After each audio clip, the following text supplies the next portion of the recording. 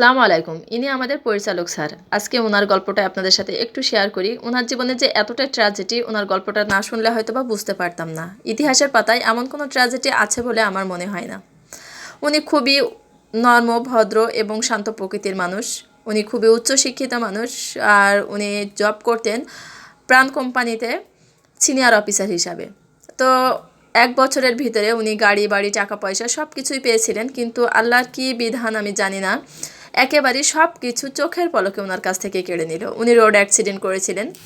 তো উনি কিন্তু এখন আর ডান হাত দিয়ে লিখতে পারেন না, বাম হাত দিয়েই লেখেন, দেখতে পারছেন। আর ওনার হাতের লেখা এতটাই সুন্দর, যে কোনো মানুষ ওনার সাথে আসলে পারবে না।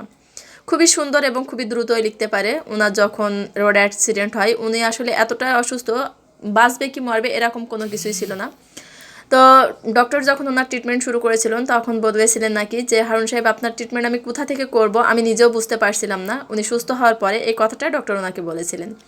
উনি যখন মোটামুটি সুস্থ, সেই মুহূর্তে যে একেবারেই তো ওয়াসল, তো কোম্পানি থেকে ওনাকে বলেছিলেন যে আপনার ওয়াইফকে এটা দেওয়া হবে এই জবটা। তো ওনার ওয়াইফ খুবই উচ্চশিক্ষিত মানুষ ছিলেন। কিন্তু যখন এই অফারটা আসলো, তারপর পরে ওনার ওয়াইফের ক্যান্সার ধরা পড়লো। তারপরে ওনার একটা ছোট্ট বাবু ছিল, 7 মাস বয়স যখন, তখন ওনার ওয়াইফ মারা যায়। তো উনি বলছে যে আমি এতটাই পাগল হয়ে গিয়েছিলাম যে আসলে কি করব, আমার তো কিছুই নাই, একমাত্র ওয়াইফ ছিল, তাকেও আল্লাহ নিয়ে নিল। তো উনি একেবারে পাগল মতো হয়ে গিয়েছিল। কোথায় বসে থাকতো উনি নিজেও বুঝতে পারতো না। যেখানে থাকতো সেখানে একেবারেই পাগলের মতো বসে থাকতো। লোক ওনাকে উঠিয়ে নিয়ে বাসায় নিয়ে আসতো। তো আস্তে আস্তে যখন একটু সময়ের সাথে সাথে উনি চেঞ্জ হতে শুরু করলেন, ভাবলেন না আমাকে এভাবে বসে থাকলে হয়তো বা চলবে না, আমি আরও পাগল হয়ে যাব। তো আস্তে আস্তে উনি কিন্তু মানুষের সাথে মিশে তারপরে স্বাভাবিক হয়। তো এখন কিন্তু উনি এতটাই অচল যে আসলে কি করবে বুঝতে পারছিলেন না। তো পরে এই স্কুলটা দিয়েছিলেন, আলহামদুলিল্লাহ ওনার স্কুলটা খুবই চলে। আর এলাকায় ওনার খুবই নাম আছে, আর্থিক দিক থেকে উনি খুবই ভালো। আর এই যে ইনাকে দেখছেন, ইনি ওনার দ্বিতীয় স্ত্রী।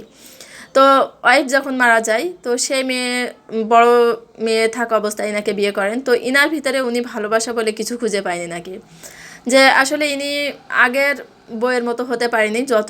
যতই হোক, প্রথম স্ত্রীর সাথে দ্বিতীয় স্ত্রীর তুলনা হয় না। তো উনি একটাই কথা বললো যে আমি বেশি কিছু বলতে চাই না, যে আমার প্রথম স্ত্রীকে আমি ঈদের সময় গাড়িতে উঠিয়ে দিচ্ছিলাম যে তুমি বাসায় যাও, পরবর্তীতে আমি আসছি ছুটিতে। তো সেই মুহূর্তে বাচ্চা ওনার চোখের যে চাহনি, সেই চাহনিটা আমার মনে হয় যে এখনও আমার দিকে তাকিয়ে আছে। তো আমাদের মেয়েদের এমনভাবে স্ত্রী হতে হবে যে আমি যখন মারা যাব, তখনও যেন সারা জীবনের জন্য যেন আমার স্বামী আমাকে ভুলতে না পারে। তো ওনার বড় স্ত্রী কিন্তু খুবই ভাগ্যবতী একটা মহিলা, যে মারা যাওয়ার পরে কারোর ভিতরে সেই ভালোবাসাটা উনি খুঁজে পাচ্ছেন না। তো ওনার কথাগুলো আমার খুবই কষ্ট দেয়। আজ এই পর্যন্ত, সবাই ভালো থাকবেন, আল্লাহ হাফেজ।